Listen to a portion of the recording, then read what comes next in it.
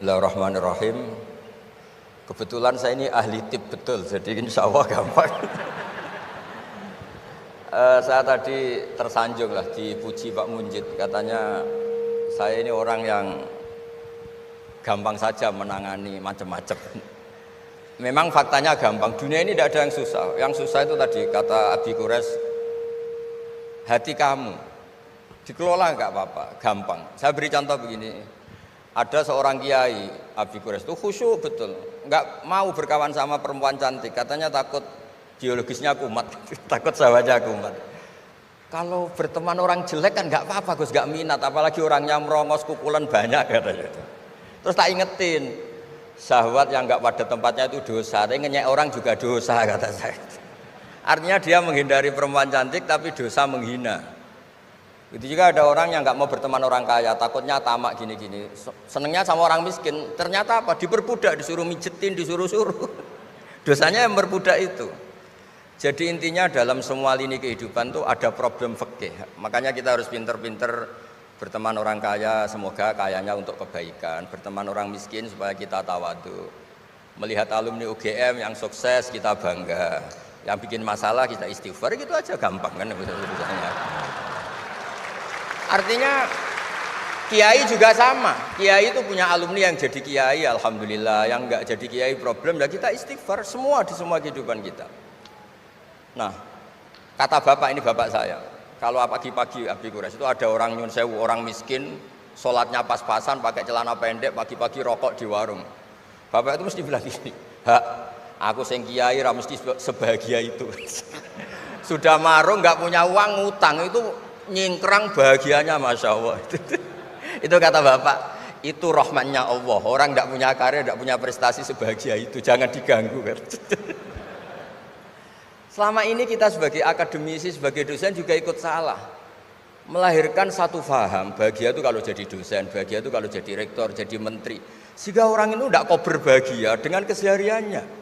Padahal orang seperti itu sering saya ketemu orang nganggur itu, wah enak Gus jadi wong nganggur lah, jadi menteri dikongkon presiden, jadi pejabat esok kudu ngantor, jadi orang biasa enak wae turu-turu, wae ngopi-ngopi gitu. Intinya bahagia seperti ini tidak usah dibatalkan, biar aja tetap bahagia seperti itu. Karena kalau kamu jadi dosen, nyanyi Anda di UGM juga kamu nggak mau. Jadi itu penting, ngelola kebahagiaan itu penting. Jadi ini Mbak Aida, Mbak Aji, semuanya harus dilatih lah, bahagia itu dilatih. Syukur-syukur model wali ya, terus sujud, terus sungkem di Allah. Kalau nggak model wali ya dilatih yang gampang-gampang. Saya teringat konflik itu dimulai dari tersinggung. Saya ulang lagi, konflik itu dimulai dari tersinggung. Saya punya sekian khazanah tentang ngelola tersinggung. Saya berkali-kali cerita itu. Suatu saat Imam Syafi'i didatangi orang, cium tangan, terus hormat. Setelah itu orangnya menghujat. Dilaporkan sama santrinya, itu orang yang tadi nyium engkau, di luar menghujat engkau, menghina engkau. Imam Syafi'i tertawa-tawa, baguslah saya wibawa, di depan saya agak berani. Enteng saja, dianggap enteng saja. Enggak kok, wah itu khianat, itu munafik, enggak. Alhamdulillah saya wibawa, buktinya di depan saya tidak berani. Nah, ini tip Bu Rektor, kalau ada yang ngerasa ini jenengan di luar, alhamdulillah di depan saya tidak berani. Jadi enteng saja. Diceritain lagi, orang separuh dari kampung ini enggak suka jenengan Imam Syafi'i karena engkau terlalu ngendikan hak. Baguslah, kalau enggak suka saya berarti enggak ngutang saya. Yang masalah tuh yang suka-suka itu bisik-bisik minta-minta. Jadi dianggap enteng saja. Kalau Anda sudah bisa ngelola konflik seperti itu, ringan saja. Ada lagi ulama disuruh ke tetangganya. Setelah datang ke rumahnya, irji falah hajata libik. Sudah kamu kembali, saya tidak butuh kamu. Setelah sampai rumah dipanggil lagi, ya saya jadi butuh kamu, silahkan ke rumah. Datang lagi sampai 3 kali. Dan setiap dari 3 itu ulama tadi senyum, senang, puas sekali. Akhirnya pemuda tadi tanya, engkau saya bully, saya kerjain kok tetap seneng ceria. Sampai 3 kali. Ayo datang ke rumah saya. Setelah sampai rumahnya, sudah pulang aja, saya tidak butuh kamu. Setelah di rumah dipanggil lagi, Pak Yai jadi acara di rumah saya. Setelah di rumahnya, sudah saya tidak butuh kamu, pulang. Sampai 3 kali. Dan fikul lil marroh, di fitil kal marroh, di semua itu beliau senyum, seneng menikmati. Terus tanya pemuda tadi, kenapa engkau tetap senyum-senyum menikmati? Saya ini penghamba Allah sejati, senang saya sama ajarannya Allah, disuruh menghormati tetangga, Kamu tetangga saya, minta saya datang ya datang. Puas kamu nyuruh saya pulang ya saya pulang. Alhamdulillah saya jadi hamba Allah yang baik. Ngikuti perintah Allah, hormat tetangga katanya. Sama kita di Indonesia gitu. Kalau Anda tidak sefaham dengan presiden atau dengan bupati, perintah Allah itu hubungan dengan mereka baik. Cocok tidak cocok harus baik. Itu perintah Allah. Jangan yang cocok di kita membebek, nggak punya prinsip, nggak punya ideologi. Saya diundang di sini, kalau nuruti nafsu saya tidak cocok. Kiai kok diatur-atur. Tapi perintah Allah disuruh menghormati kawan. Kata Rasulullah di sebuah hadis, Inna min abaril birri silatar rajul ahla wuddi abih. Kebaikan tertinggi itu adalah berkawan baik sama teman bapaknya. Saya ini dekat sekali sama Profesor Zaini Dahlan, sehingga harus menghormati putrinya. Sebetulnya wajib hormat itu dosen UGM, kalau enggak dipecat kan. Tapi saya punya konstitusi sendiri. Jadi kalau hidup kamu sudah bertautan dengan Allah, semuanya indah.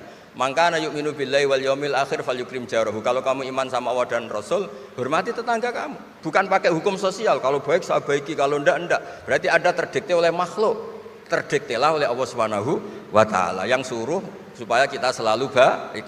Nabi mencontohkan ada 3 tetangga. Satu punya 3 hak, yaitu dia muslim, dia kerabat kamu, dia tetangga kamu. Yang 2 punya 2 hak. Dia muslim, dia tetangga kamu, tapi tidak keluarga kamu. Yang 1 punya 1 hak. Dia tidak muslim, tidak kerabat, tapi itu tetangga kamu, yaitu non muslim. Juga harus baik. Suatu saat Khalilur Rahman Ibrahim itu ditamoni orang Majusi, umurnya 70 tahun. Cerita ini ada di Ihya, di Ar-Risalah Al-Qusyairiyah. Ya meskipun ini tidak bidang Pak Munjid, tapi referensinya saya sebut sebagai penghormatan pada UGM. Kamus keren, masa ngomong tanpa referensi itu. Nah, itu nanti ini pasar gelap kata beliau. Kalau ada kiai yang referensinya tidak banyak, kata beliau pasar gelap katanya. Saya minta makan kali ini saja. Kata Khalilur Rahman Ibrahim, hatta tuslima, kamu harus Islam dulu. Terus orang ini putus asa. Walla itu sudah pulang. Setelah sekian meter sama Nabi Ibrahim, sama Allah, Nabi Ibrahim dikasih wahyu. Ya Ibrahim, kamu tidak mau ngasih makan orang itu meskipun hanya 1 hari. Tidak, karena dia masih kafir, non muslim. Ut'imuhu ala kufri sab'ina sanatan. Itu orang sudah umur 70 tahun, tidak pernah kelaparan. Sayang Tuhan saja ngasih makan, kamu manusia tidak mau. Jadi. Terus dipanggil akhirnya. Ya Majusi sini, tak kasih makan. Kenapa kamu rubah? Ditegur sama Tuhan. Karena kata Tuhan, saya yang Tuhan saja, yang dikafiri dia tak kasih makan, kok kamu manusia kok ribet. Akhirnya dikasih makan. Jadi contoh-contoh muamalah kebangsaan, beda agama itu cukup. Referensi kita cukup. Yang enggak cukup adalah pikiran kita yang sempit, itu masalahnya pikiran kita. Wong Islam itu kepenak, enak betul. Saya punya saudara, punya keluarga, saya tadi cerita Pak Kures. Wah itu haternya banyaknya bukan. Tapi bilang ke saya, dah Gus kita sama-sama wali. Syaratnya wali itu hanya 2. Dicintai banyak orang atau dihujat banyak orang. Kalau dihujat banyak orang itu ngilangi dosa kan.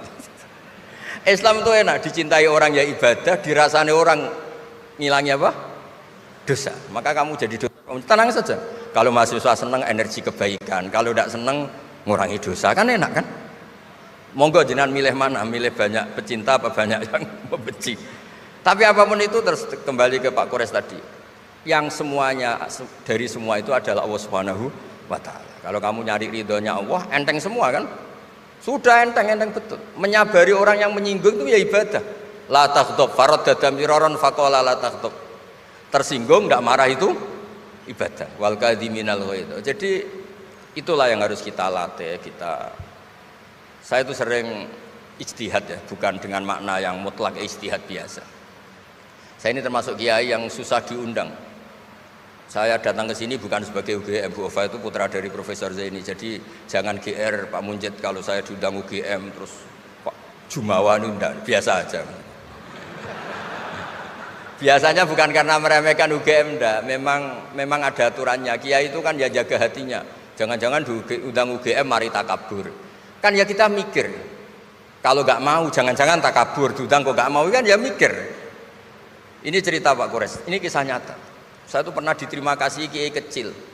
Gus matur nuwun Gus jenengan nggak datang kan? Oh iya. Kalau di dunia kiai itu kiai kecil kan diundang acara-acara kecil. Ya kira-kira salam tempel erong atau sewu lah kira-kira gitu. Gara-gara saya tidak datang dia lakon itu ya lakon dia yang disalami template, yang dicium. Oh itu kalau jenengan datang saya mahjub, saya tegak kanggo gitu. Jadi dianggap uang 200.000 itu dari saya. Ternyata menghadiri acara kecil itu tidak solusi juga. Kalau kita kiai besar datang ke acara kecil, ini namanya menghentikan rezekinya yang kecil. Itu ibarat toko besar dekat kelontong kecil gitu. Tapi kalau tidak datang, sombong betul setelah kiai besar diundang yang kecil nggak mau. Nah itu namanya istihad. Istihad itu satu pemikiran yang tadi yang diceritakan Mas Haji tadi. Mau tidak mau kita secara sosial itu berdebat. Sebaiknya kita ini merakyat apa enggak? Kalau merakyat dengan tema-tema rakyat, urusannya makan, mungkin kita tidak jadi negara maju. Tapi kalau terlalu tema-tema besar, jangan-jangan lupa ngasih makan.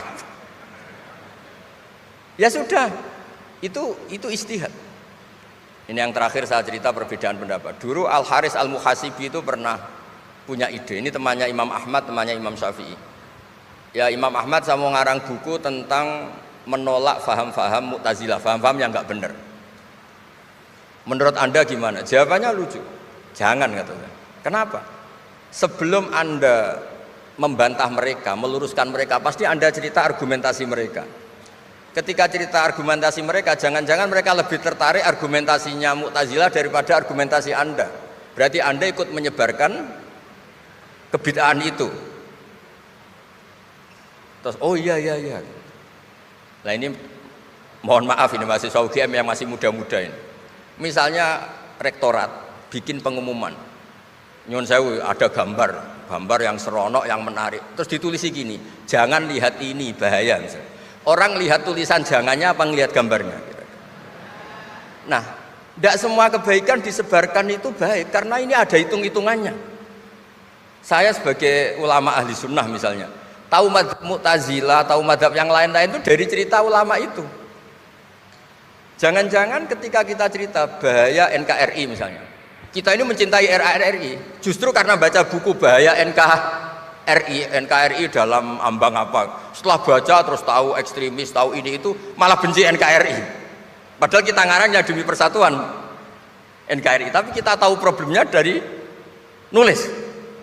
Nah itu hal-hal yang memang dalam istihad, dalam pemikiran itu, makanya saya hanya cerita yang ada di kitab karena ini keahlian yang memang saya diundang di sini, jadi saya profesional saja.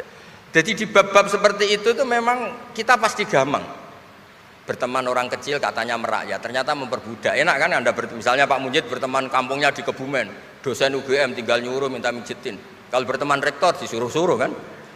Nah ternyata tidak merakyat, senang berteman orang bisa disuruh, gak siap berteman atasnya. Lah gak mau berteman atasnya katanya merakyat, ternyata karena hasud, karena nggak jelas semua, hidup ini nggak jelas. Yang jelas hanya Allah Subhanahu wa taala. Makanya menurut ilmu tasawuf itu qulillah tsumadarhum fi khawdima labun, sudahlah kembali ke Allah. Berteman orang kecil ya karena perintah Allah. Kalau karena perintah Allah pasti inginnya ikram, memuliakan. Berteman orang besar juga karena perintah Allah supaya ada hasud, supaya Indonesia ada chaos. Kayak tadi yang didawuhkan Pak Quraisy, la imamun khusyum khairun min fitnatin tadum. Imam yang dengan arti salah itu masih lebih baik ketimbang chaos. Karena kalau chaos lebih gak kebayang. Ya apapun itu cukuplah khazanah-khazanah Islam untuk mendidik kita sebagai orang yang menjaga kebinekaan, menjaga ukhuwah. Ya, terima kasih.